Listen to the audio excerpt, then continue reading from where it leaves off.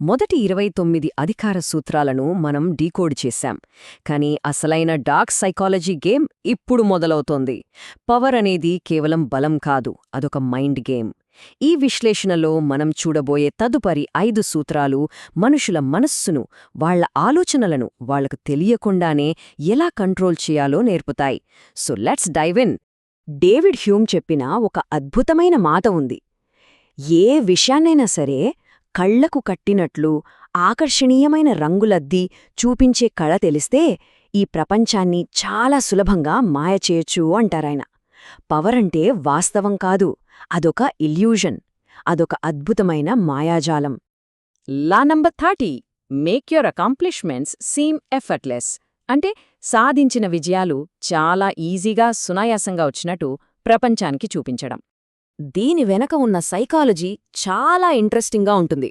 ఎవరైనా సరే ఎలాంటి కష్టం లేకుండా చెమట చుక్క చిందించకుండా అద్భుతాలు చేస్తుంటే సమాజం వాళ్ళని ఒక జీనియస్లాగా, ఒక దేవుడిలాగా చూస్తుంది.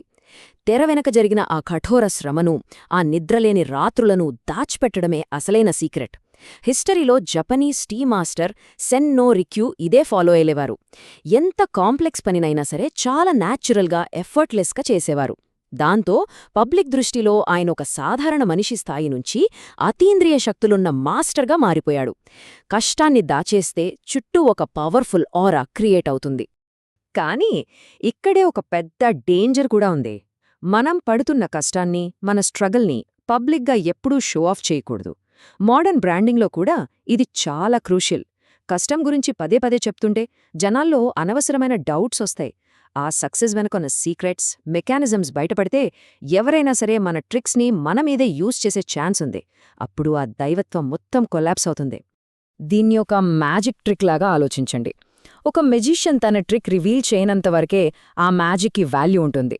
ట్రిక్ తెలిసాక తను కూడా మనలాంటి సామాన్యుడే అనిపిస్తుంది. అలాగే ఎప్పుడూ కష్టపడుతూ తన వర్క్ గురించి అందరికీ చెప్పుకునే వర్కోహాలిక్ మీద జనాలకు సింపతి వస్తుందేమో కానీ ఆరాధనాభావం రాదు. సక్సెస్ని గాల్లోంచి లాగినట్లు చూపిస్తేనే ఆ పవర్కి ఒక కిక్ ఉంటుంది. ఇక లా నెంబర్ 31, కంట్రోల్ ది ఆప్షన్స్. ఆట ఎప్పుడూ మన రూల్స్ ప్రకారమే నడవాలి, కాని ఆడుతున్నది వాళ్లే అన్న ఫీలింగ్ వాళ్లకు కలగాలి. ఇది నిజంగా ఒక మైండ్ బెండింగ్ స్ట్రాటజీ. ఎంపిక స్వేచ్ఛ వాళ్లకే వదిలేసినట్లు ఒక ఇల్యూషన్ క్రియేట్ చేస్తూనే కంట్రోల్ మొత్తం మన చేతిలో పెట్టుకోవటం.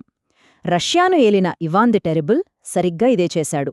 ఒకసారి సడన్గా రాజ్యాన్ని వదిలేసి ఎవ్వరికే చెప్పకుండా ఒక మారుమూల గ్రామానికి వెళ్ళిపోయాడు. దాంతో అడ్మినిస్ట్రేషన్ మొత్తం ఆగిపోయింది. భయంతో వణికిపోయిన మంత్రులు, ఉన్నత వర్గాల వాళ్లు పరుగెత్తుకుంటూ వెళ్లి మళ్లీ పవర్లోకి రమ్మని బతిమిలాడారు. అప్పుడు ఇవాన్ ఒక కండిషన్ పెట్టాడు.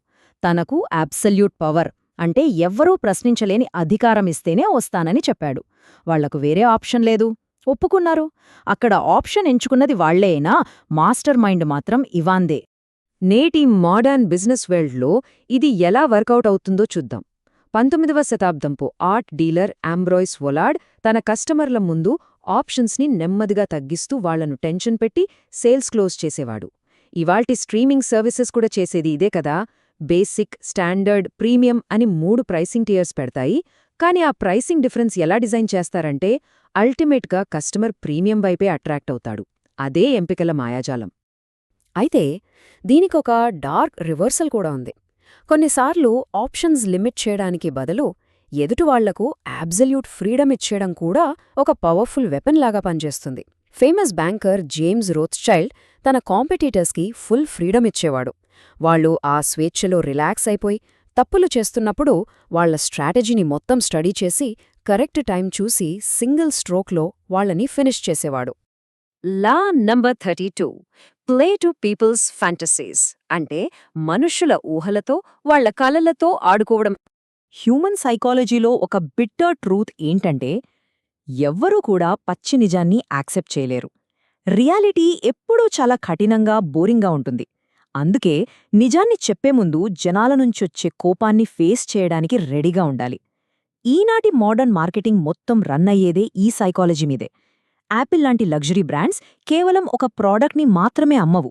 వాళ్ళొక స్టేటస్ని, ఒక లైఫ్ స్టైల్ ఫ్యాంటసీని అమ్ముతారు. మనుషుల డిజైర్స్ని, ఆశలని క్యాష్ చేసుకోవడం ద్వారానే వాళ్ళకంత పవర్ వస్తుంది. అబ్రహాం లింకన్, అలాగే టామ్ థంబ్ ఇద్దరూ కూడా పబ్లిక్లో మేము కూడా మీలాంటి సాధారణ మనుషులమే అన్న ఒక స్ట్రాంగ్ ఇల్యూజన్ని బిల్డ్ చేశారు. కానీ అది న్యాచురల్ కాదు, చాలా కేర్ఫుల్గా డిజైన్ చేసిన ఒక మాస్టర్ పీస్. పబ్లిక్తో చాలా క్లోజ్గా ఉన్నట్లు కనిపిస్తూనే ఒక మిస్టీరియస్ డిస్టెన్స్ని మెయింటైన్ చేయడం వల్ల ఆ ఇమేజ్కి అంత పవర్ వచ్చింది. జనాలతో మరీ అతిగా కలిసిపోతే ఆ ఫ్యాంటసీ మొత్తం బ్రేక్ అయిపోతుంది. కానీ ఇక్కడే చాలా కేర్ఫుల్గా ఉండాలి.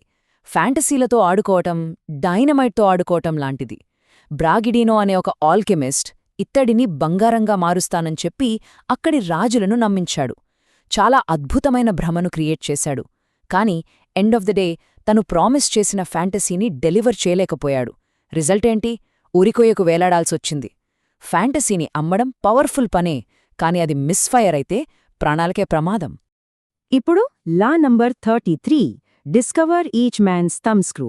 ప్రతి మనిషిలో దాగి ఉన్న ఆ బలహీనమైన పాయింట్ని కనుక్కోవడం.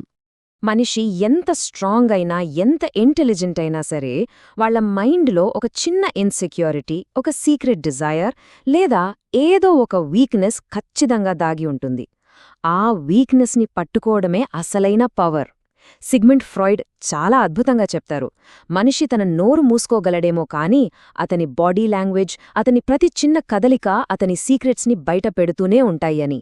మనుషులను చాలా డీప్గా అబ్జర్వ్ చేస్తే వాళ్ళు దేనికి ఎమోషనల్ అవుతున్నారో ఈజీగా క్యాచ్ చేయొచ్చు. అదే వాళ్ళ థంబ్ స్క్రూ. దీని ప్రాక్టికల్గా ఎలా అప్లై చేయాలో చూద్దాం. ఒక పర్సన్ బయట ప్రపంచానికి చాలా రఫ్గా కనిపిస్తున్నాడు అంటే లోపల ఎక్కడో ఒక డీప్ ఎఫెక్షన్ కోసం, వాలిడేషన్ కోసం వెతుకుతున్నాడు అనర్థం. ఫర్ ఎగ్జాంపుల్, ఒక హెచ్ఆర్ రిక్రూటర్ ఒక టాప్ ఎగ్జిక్యూటివ్ని హైర్ చేసుకోవాలి అనుకున్నప్పుడు కేవలం ప్యాకేజ్ గురించి మాట్లాడాడు. ఆ ఎగ్జిక్యూటివ్కి ఫ్యామిలీతో టైం స్పెండ్ చేయాలన్న ఆ హిడెన్ కోరికను పసిగట్టి ఆ ఆఫర్తోనే ఎరవేస్తాడు. వీక్నెస్ మీద కరెక్ట్గా స్ట్రైక్ చేయడం అంటే ఇదే. అయితే ఈ పర్టిక్యులర్ లా యూజ్ చేసేటప్పుడు ఒక ఎథికల్ లైన్ ఉంటుంది. వేరే వాళ్ల భయాలతో, డీప్ ఎమోషన్స్తో ఆడుకోవటమనేది రెండు వైపుల పదునున్న కత్తిలాంటిది. కంట్రోల్ చేస్తున్నామన్న థ్రిల్లో ఆ లైన్ క్రాస్ చేస్తే ఆ ఎమోషన్స్ ఒక వాల్కనోలాగా బ్లాస్ట్ అయి ఈ గేమ్ ఆడుతున్న వాళ్లనే కాల్చి బూడిద చేస్తాయి. Next, law number 34 be royal in your own fashion. Act like a king to be treated like one. అంటే ఒక రాజులా ప్రవర్తించడం. ఇది ప్యూర్గా సెల్ఫ్ రెస్పెక్ట్, ఇంకా కాన్ఫిడెన్స్కి సంబంధించిన గేమ్. మనల్నెలా చూసుకుంటామో ఈ ప్రపంచం కూడా మనల్ని ఎగ్జాక్ట్గా అలాగే ట్రీట్ చేస్తుంది.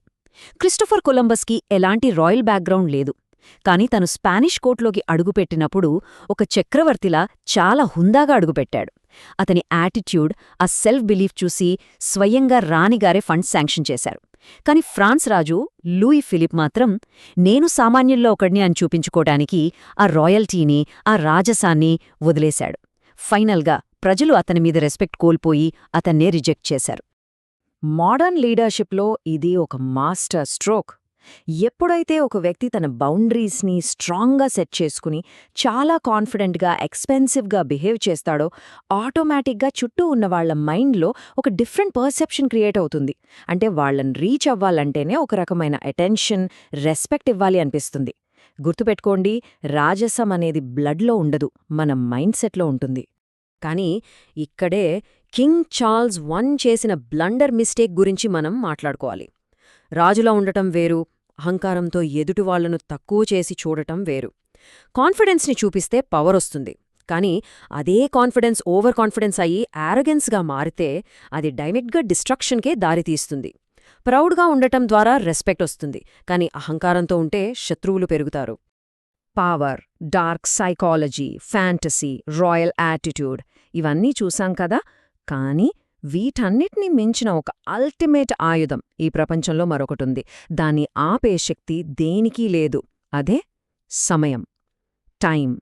ఈ కాలాన్ని ఎలా కంట్రోల్ చేయాలి, కరెక్ట్ మూమెంట్ కోసం ఓపికగా వెయిట్ చేయడంలో ఉన్న ఆ సైకలాజికల్ సీక్రెట్ ఏంటి?